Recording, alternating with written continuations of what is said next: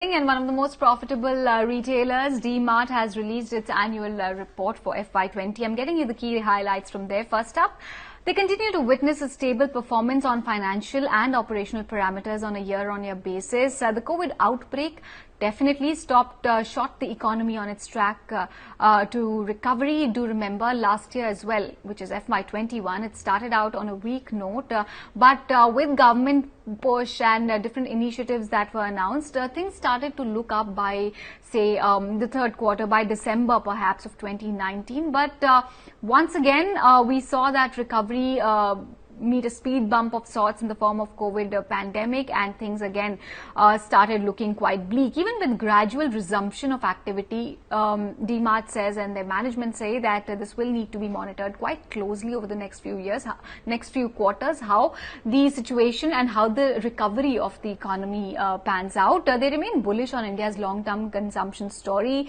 Their expansion plans are also well aligned to that. They, however, see short-term recovery as being quite uncertain, as the world is still adapting to the new normal. So they are still evaluating and monitoring the situation quite closely.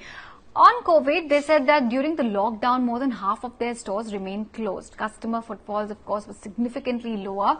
As per directives of the authorities, they had to stop selling all the non-essential items as well. So that also weighed in quite significantly on their operating performance in the quarter gone by.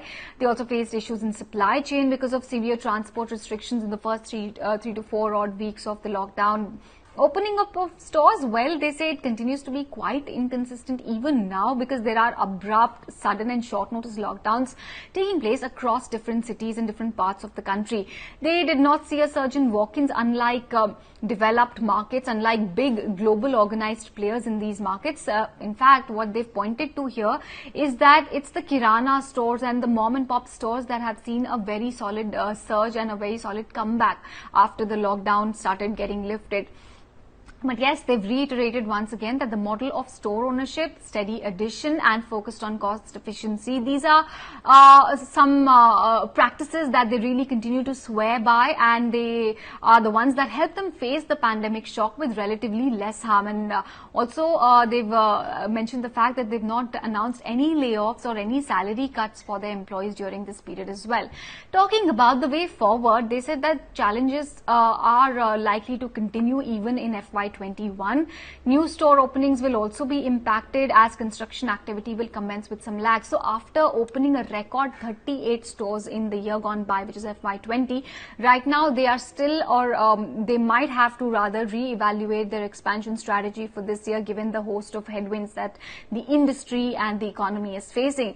They're also incurring additional costs because of maintaining COVID-19 level high standard hygiene protocols in all of their locations that are operational. They've said it that gross margin will also be under pressure, as discretionary high margin categories are still not seeing as strong a pickup as expected. They're still below pre-COVID levels. Food and essentials sales are near pre-COVID levels at this point in time for all the stores that are operational for a continuous period of 3 to 4 weeks. So while the essentials are coming back or have come back almost to normal levels, it's the high margin non-discretionary items which are still lagging behind.